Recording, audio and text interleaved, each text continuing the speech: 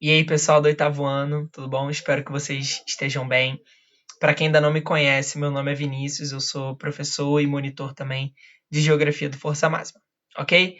E hoje, galera, a gente vai conversar um pouco sobre o módulo 21, que fala sobre a América Latina, né? Continua falando sobre a América Latina e vai falar sobre aspectos econômicos e as possíveis e o que está acontecendo de integração econômica nessa região. Beleza? Galera, o módulo ele começa dizendo para gente, ele quer passar para gente como que funciona os três setores da economia aqui na América Latina, ok? A gente vai começar pelo setor primário, que eu não sei se vocês lembram, é o setor de extrativismo, o setor de agropecuária, né? Aquele setor primário da economia, onde se tira o produto primário. Galera, eu quero dizer para vocês que a América Latina, a maioria, né, a maior quantidade, né, de dinheiro vai vir desse primeiro setor. E é muito comum, ok? Países subdesenvolvidos, lembrando que a América Latina é uma região subdesenvolvida, claro, com algumas exceções de alguns países que estão apresentando, né, alguns números maiores, mas ainda assim é uma região subdesenvolvida. E é de característica, né, de regiões mais subdesenvolvidas, que foram colonizadas, né, que sofrem mais com o imperialismo. É comum que nessas regiões seja uma região agroexportadora. É só a gente olhar muito para a realidade do Brasil, né? O tempo todo a gente está tentando mostrar isso para o mundo, que nós somos agroexportadores. Ok? Então essa vai ser a realidade, beleza? Da maioria dos países que a gente está chamando aqui de América Latina, ok? E como é que é, então, essa agropecuária? Como é que é esse extrativismo, né? A gente começa, há muito tempo, com a subsistência, ok? Então, eram as populações que já viviam aqui, plantavam, extraíam recursos da natureza para a sua própria sobrevivência. Era assim que era antes, certo? Conforme o tempo foi passando, né, e aí os colonizadores eles chegaram, trouxeram a mão de obra escravizada, certo? E escravizaram também os nativos que moravam na região. Então a gente muda o sistema. A gente muda a forma com que a gente produz o nosso agro, com que a gente extrai da natureza aquele produto primário. E a gente entra no modelo chamado plantation. Ok? Como é que funciona esse plantation? Tem 4 características principais do plantation que tem que vir na cabeça de vocês quando a gente fala esse nome. Ok? Mão de obra escrava, certo? Monocultura, ou seja, o cultivo de apenas uma coisa. Então, se você cultivava cana-de-açúcar, era uma lavoura inteira só de cana-de-açúcar, certo? Então, monocultura, ok? Latifúndio, ou seja, propriedades de terra grandes, assim, grandes, enormes mesmo, lotes de terra, plantando uma mesma coisa, e voltado para o mercado externo.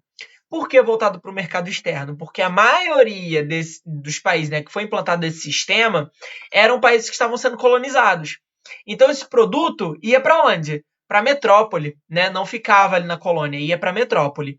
Então por isso que a gente tem que ressaltar que é voltado para o mercado externo também, ok? Então a gente entra nesse sistema, beleza? Com a escravidão, monocultura, os grandes latifúndios, isso tudo voltado para o mercado externo.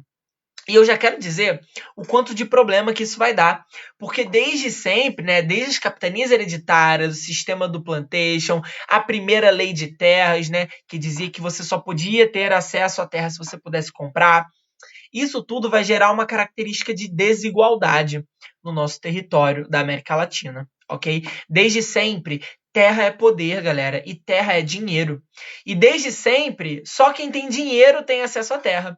Então a população mais pobre, né, os menos favorecidos, ele desde sempre vem sofrendo com essa desigualdade, né? Quem tem muito dinheiro, quem tem muito poder tem acesso à terra, quem não tem poder, quem não tem dinheiro, não tem acesso a essa terra. Mais para frente a gente vai ver o quanto de problema que isso começou a gerar para a gente, ok?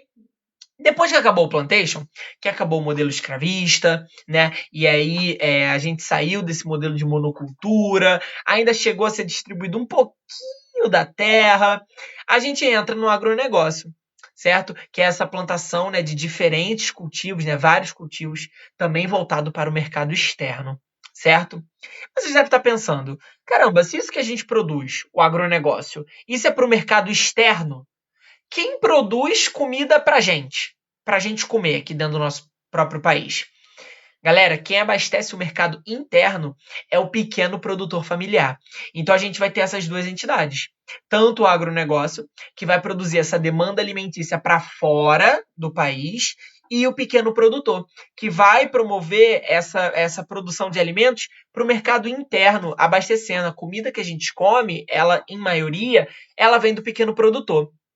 O que vocês acham, galera, que esse pequeno produtor, ele tem o aparato técnico, ele tem os insumos, você acha que ele tem a mesma quantidade de terra que o produtor do agronegócio ele tem?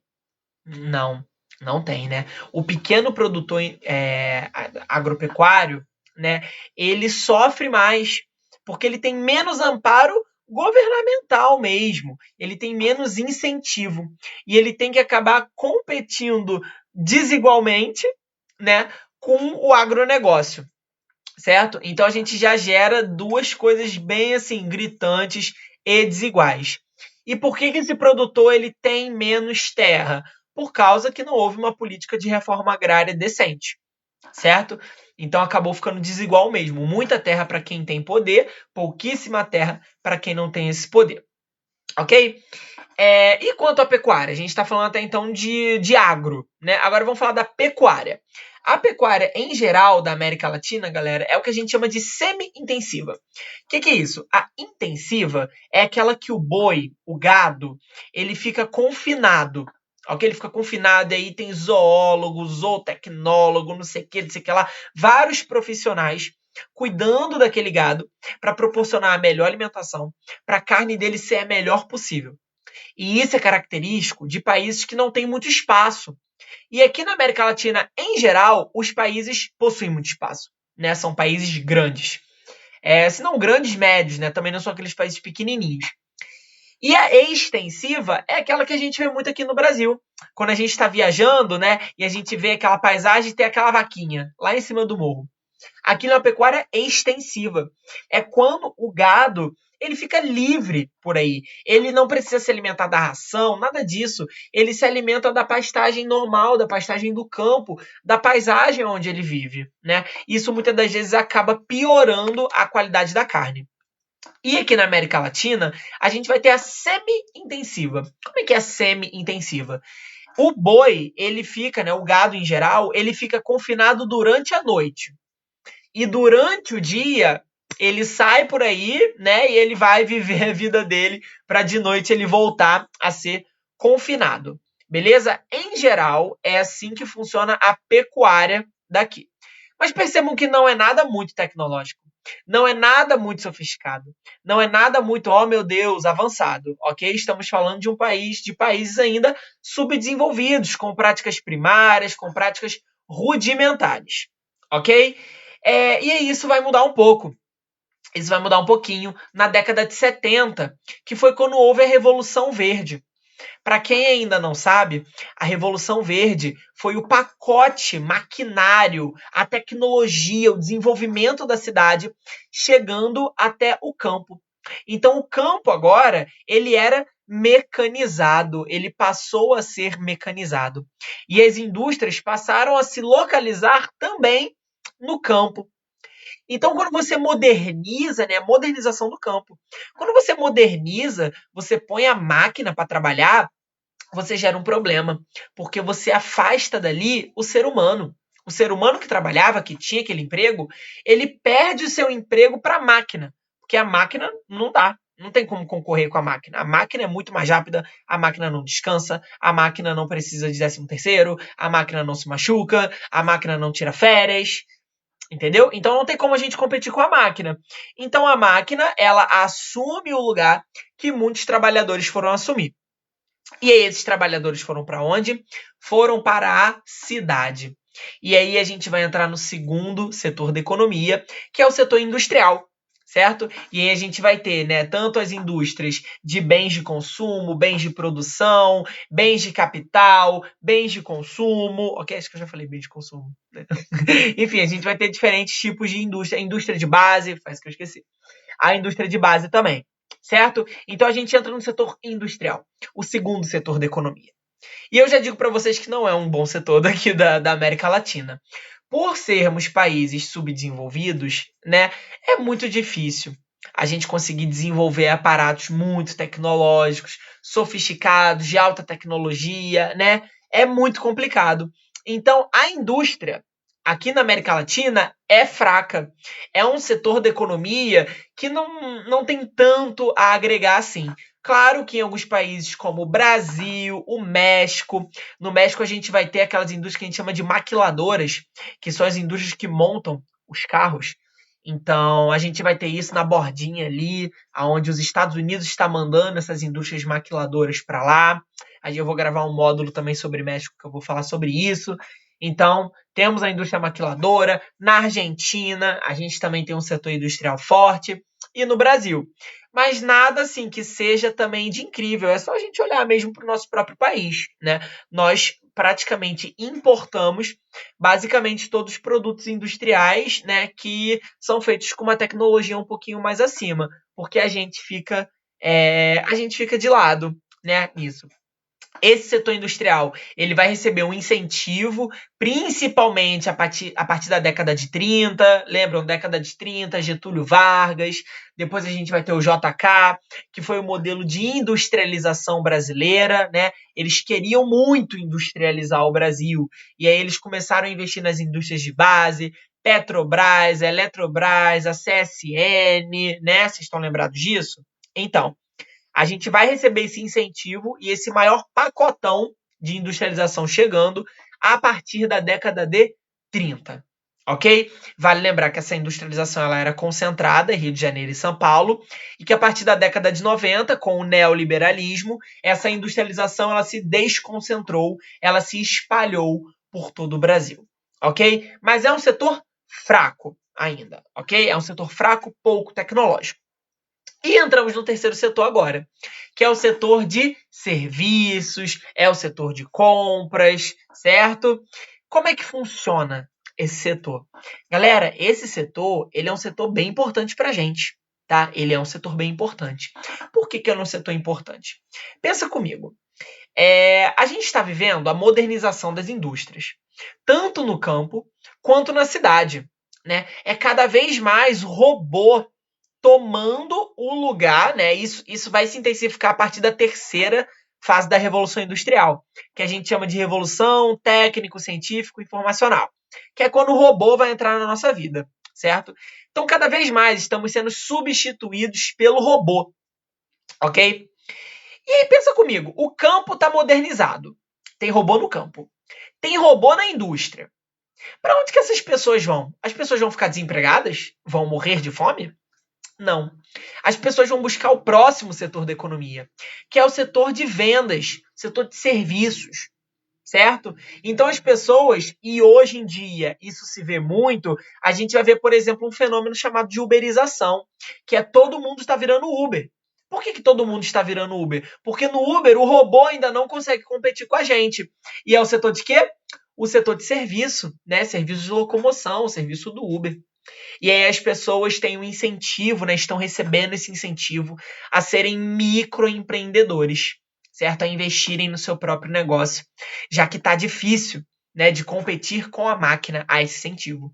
E aí a gente traz outro problema junto com isso, né? Porque se cada vez mais se incentiva de que você deve parar de procurar um emprego e que você deve ser o seu próprio patrão, você deve ser o seu próprio, ter o seu próprio negócio, você não precisa de funcionários. Ou melhor, você até precisa, mas você não vai ser mais o funcionário, você vai ser o seu novo chefe, né?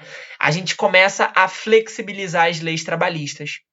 Por que você precisa de leis trabalhistas? Você não é mais trabalhador, agora você é patrão, você não precisa mais de leis trabalhistas.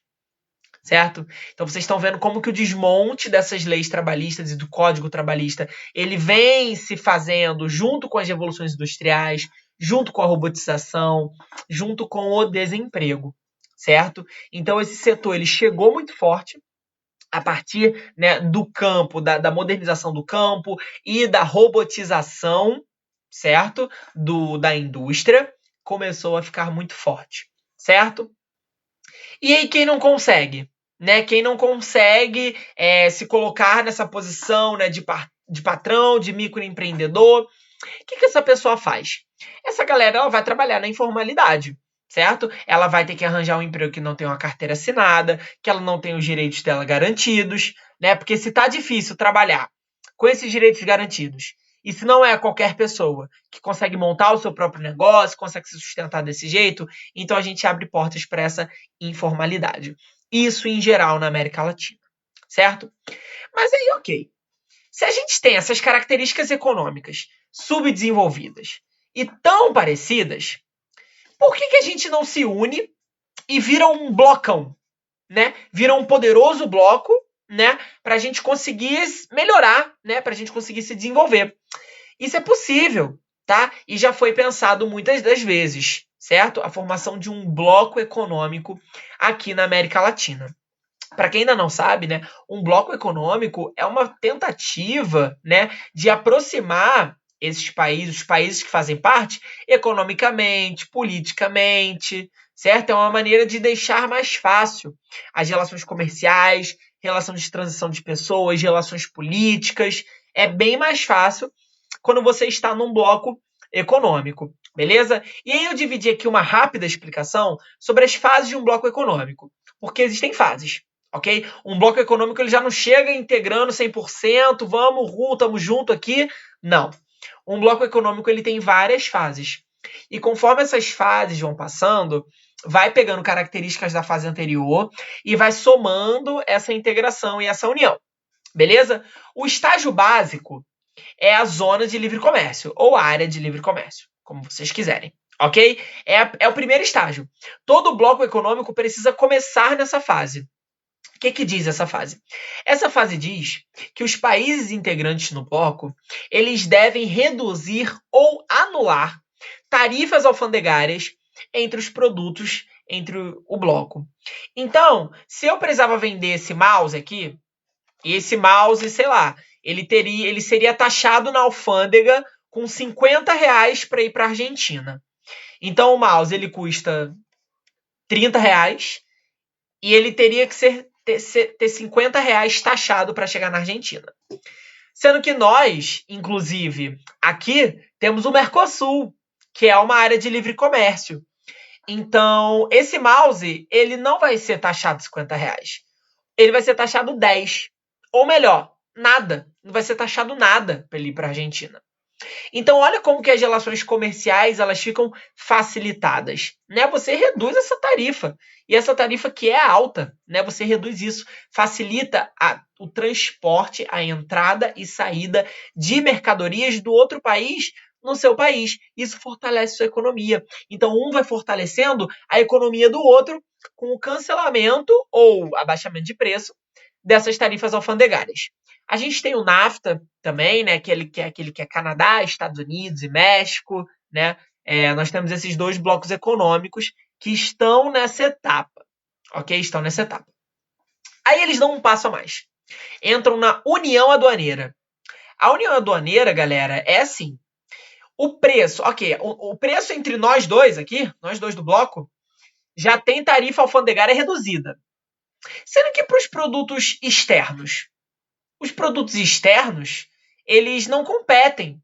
Ou melhor, eles competem, mas para mim pode ser mais barato, para você pode ser mais caro. E a gente não pode deixar isso acontecer. A gente não pode fazer para mim ser barato, para você ser caro. Porque a gente tem que se ajudar. Eles, os países de fora, têm que lutar para conquistar a gente. Porque a gente está aqui numa relação de troca. Nós dois aqui. Ok? O bloco. Então, quando você chega no estágio de união aduaneira, você põe uma tarifa externa comum.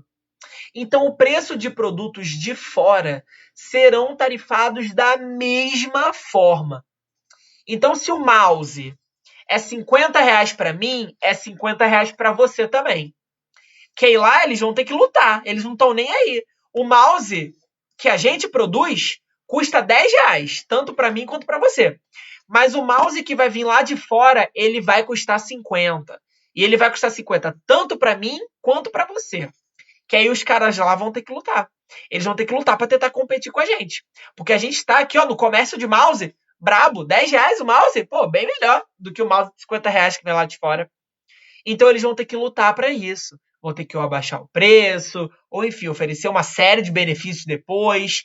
Então a união aduaneira é quando se impõe uma tarifa externa comum, ok?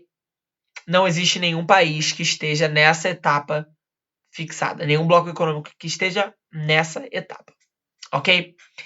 Avançando, dando um passo mais à frente, certo? Teremos o mercado comum. O que é o mercado comum? Na verdade, gente, minto. O Mercosul, ele está aqui, tá? Na União Aduaneira. Eu confundi. Ele não está na Zona de Livre Comércio, ele está na União Aduaneira. Beleza? Mas o que é o mercado comum? Voltando aqui. O mercado comum é quando você não só já cancelou ou reduziu as tarifas alfandegárias, colocou uma tarifa externa comum. Aqui você quer unir também pessoas. Então é muito comum, quando você chega no mercado comum, que as pessoas possam circular livremente entre esses países. Que pessoas circulem, que capital circule. Você quer promover agora a integração de pessoas, ok? Entre esses países. E aí aqui não existe, tá, nenhum bloco econômico que esteja nessa etapa especificamente. Ok? E aí a gente dá mais um passo, e o último passo, que é a união monetária, né? Político-monetária, que é quando você cria uma moeda única, né, que vai integrar todo o bloco. Esse bloco já tem uma integração política, né? Estamos falando da União Europeia, né, que é o único bloco que alcançou esse nível. A gente vai ter a moeda euro, né, que é a moeda, né, geral da maioria dos países, né, que integram a União Europeia. A gente vai ter o Parlamento Europeu, né, a Constituição Europeia, né? Então é uma política comum que servirá para todos os países. Então é uma união tanto de moeda quanto política, ok? E aí soma todas as características anteriores. Beleza? Fiz um resuminho, tá? Do que cada fase de um bloco econômico faz. Então, qual era a necessidade de se criar um bloco econômico aqui na América Latina? Simples, galera. Garela. Tava todo mundo vendo que a União Europeia tava bombando, que o NAFTA tava bombando. A galera aqui da América Latina falou assim, pelo amor de Deus, a gente precisa se integrar. A gente precisa fazer com que sejamos, né, uma região unida para que a gente possa competir, tá bom, com essas outras regiões, beleza? Esse era o plano. E aí existe uma organização, né, chamada CEPAL, que é a Comissão Econômica para a América Latina e para o Caribe, né, que é uma tentativa, né, de oferecer planos, assim, façam isso, façam aquilo aqui para a América Latina, né, porque somos uma região subdesenvolvida, né, então é uma tentativa de fazer com que a gente apresente algumas características econômicas mais relevantes. E aí a CEPAL vai incentivar a gente na década de 60, 70, vai, cria um bloco aí, faz esse bloco econômico, vocês têm uma economia parecida, vamos ver.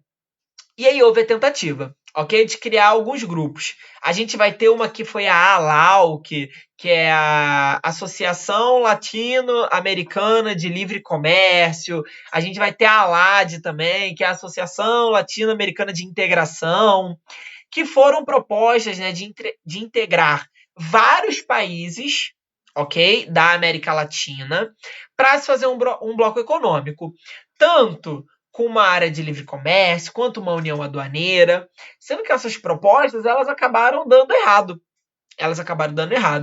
E isso por causa, galera, eu tô falando de década de 60, 70, 80, né?